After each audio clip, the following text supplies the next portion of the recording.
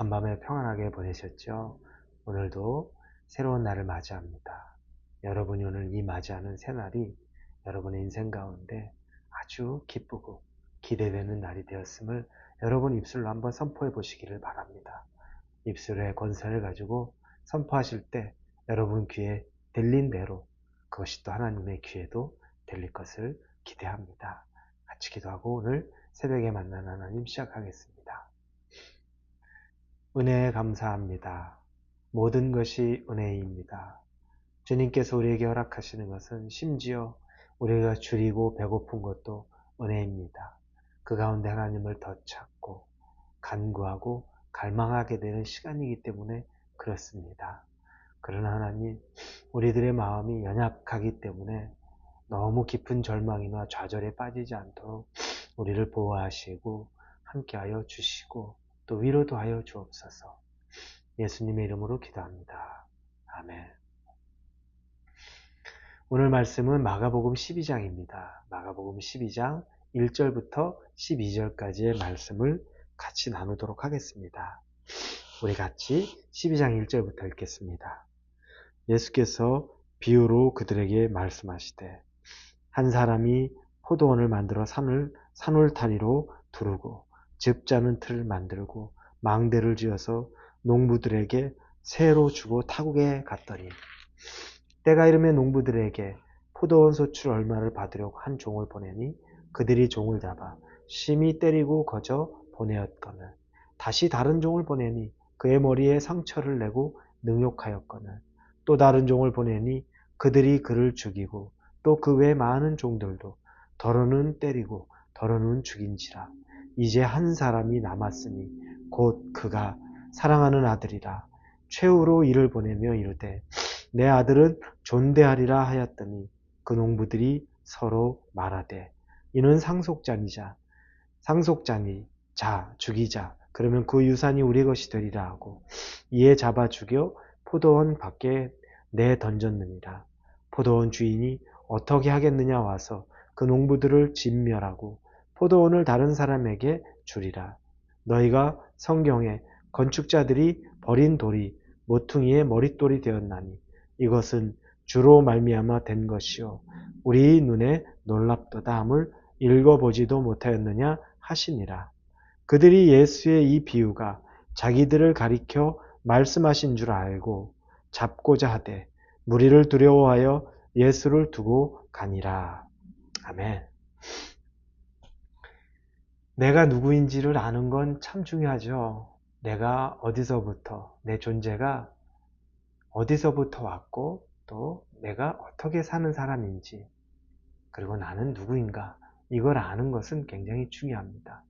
그래서 내가 어떤 사람인가를 잘 아는 사람이 그냥 속된 표현을 하자면 자기 분수를 안다라고 말합니다.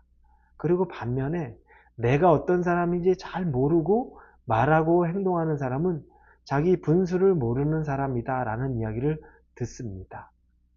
해야 할 것과 하지 말아야 될 것을 구분하지 못하는 겁니다. 자, 우리가 누구인지, 내가 누구인지를 아는 건 너무너무 중요합니다. 우리는 하나님으로부터 왔습니다. 알고 있습니다.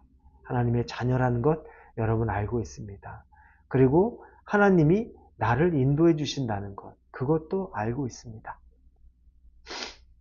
하나님께서 나를 인도해 주시는 것.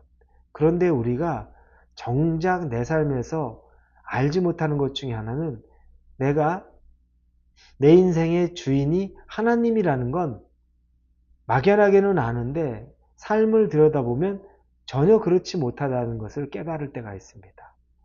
하나님이 나를 만드셨다는 것도 알고 하나님이 나를 인도하신다는 것도 아는데 하나님이 내 인생의 주인이다라는 건 알기는 머리로는 아는데 내가 살아가는 현실에서는 그게 보여지지 않는 거죠.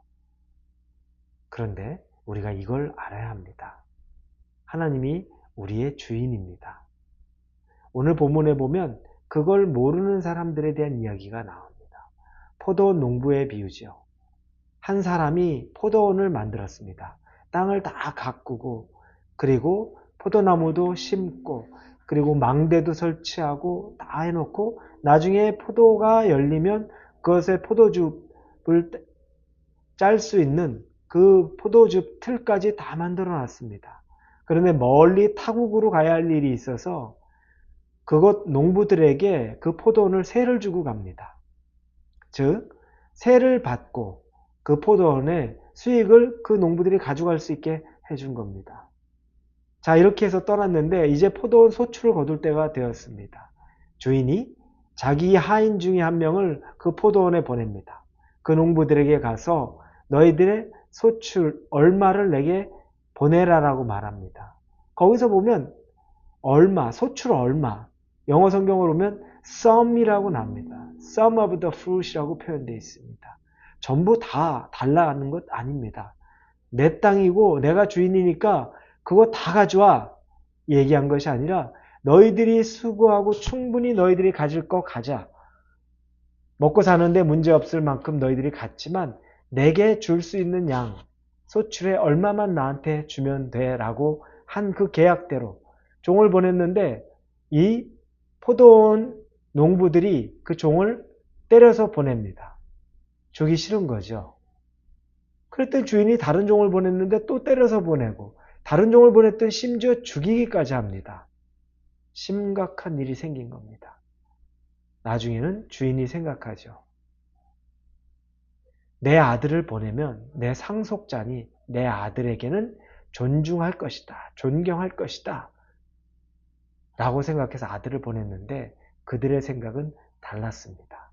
그들은 이 아들을 죽이면 이 포도원도 내 것이 될 거다라고 생각한 겁니다. 왜냐하면 그 당시에 그 지역에서는 주인이 없거나 상속자가 없는 땅의 것은 발견하고 내 것이라고 말하는 사람의 소유가 됩니다. 그러니 상속자를 죽이거나 주인은 타국에 가 있으니까 그 포도는 내 거야 라고 주장하면 되는 거죠. 그 생각을 하고 있는 겁니다. 그러면서 그 아들까지 죽였던 겁니다. 왜 이렇게 됐을까요? 그 농부들이 처음부터 이랬을까요? 아니죠. 얼마나 감사했겠습니까? 안정적인 소득원이 들어가니 그 멀리 타국으로 떠나는 그 포도원 주인의 모습에 몇 번이고 절을 했을 거 아닙니까? 감사합니다. 정말 이렇게 배려해 주시니 감사합니다. 그런데 그들이 생각할 때 이제 자기 분수를 모르기 시작한 겁니다. 자기가 종인데 그 농부 소장농인데 자기가 주인으로 착각한 겁니다. 주인이 없으니까 다 내 것이라고 생각한 거죠. 그러면서 거기서 자기의 분수에 맞지 않은 생각과 행동을 하다 보니까 이런 결과까지 오게 된 겁니다. 그리고 또 하나는 왜 그들이 그랬을까요? 은혜를 잊었죠. 그들이 처음에는 모든 것이 은혜였는데 은혜를 잊고 나니까 욕심이 들어온 자리에 그들이 그 다음부터는 분별을 못한 겁니다. 이 비유는 그 당시의 위정자들이죠. 제사장들이나 또 바리새인, 사두개인, 율법학자들, 이 영적인 리더십의 자리. 왜냐하면 정치 지도자가 또 영적인 지도자이기도 했으니까요. 이 사람들의 위선적인 모습. 그들은 그래도 하나님의 종인데 스스로를 주인처럼 착각하고 사는 거죠. 욕심이 가득한 거죠. 은혜를 잊은 그 사람들에 대한 예수님의 비유를 따른 책망입니다. 결국에는 주인이 어떻게 하겠느냐? 그들을 다 죽이고 그 포도원은 다른 사람에게 맡길 것이라는 말씀이 마지막에 나옵니다. 우리는 어떨까요? 여러분은 어떻습니까? 여러분은 정말 하나님을 여러분의 주인처럼 모시고 삽니까? 여러분이 가진 것, 하나님이 여러분에게 잠시 맡겨둔 은혜로운 것을 전부 여러분의 것인 것처럼 가지고 사는 것은 아닙니까? 시간도 내어드릴 수 없고 물질도 내어드릴 수 없고 여러분의 재능도 내어드릴 수 없고 그게 다 거저 내가 원래부터 가졌던 것이라고 착각하는 것은 아닙니까? 그러니 모든 게 안타깝고 아깝고 드리기는 싫고 욕심은 나고 예전에 나를 불렀을 때 은혜의 감격은 다 잊고 이렇게 사는 것은 아닙니까? 이제는 우리가 다시 돌이키고 변해야 합니다. 그래서 여러분의 마음 안에 은혜가 다시 새롭게 생겨나야 하고, 그리고 여러분의 본분, 즉 여러분은 하나님의 자녀이자 여러분의 인생의 주인은 하나님이라는 것을 여러분이 마음으로 또 여러분의 입술로 고백할 수 있는 하루가 되기를 예수님의 이름으로 축원합니다. 기도하겠습니다. 하나님, 생각해 보니까 다 내 것처럼 여기고 살았습니다. 하나님에게 드리는 건 인색하고 아깝게 여기고 당연히 내 거라고만 생각했는데 그렇지 않다는 것을 깨닫게 됩니다. 하나님 앞에 다시 겸손하게 내 자신이 낮아지기를 원합니다. 도와주시옵소서. 예수님의 이름으로 기도합니다. 아멘.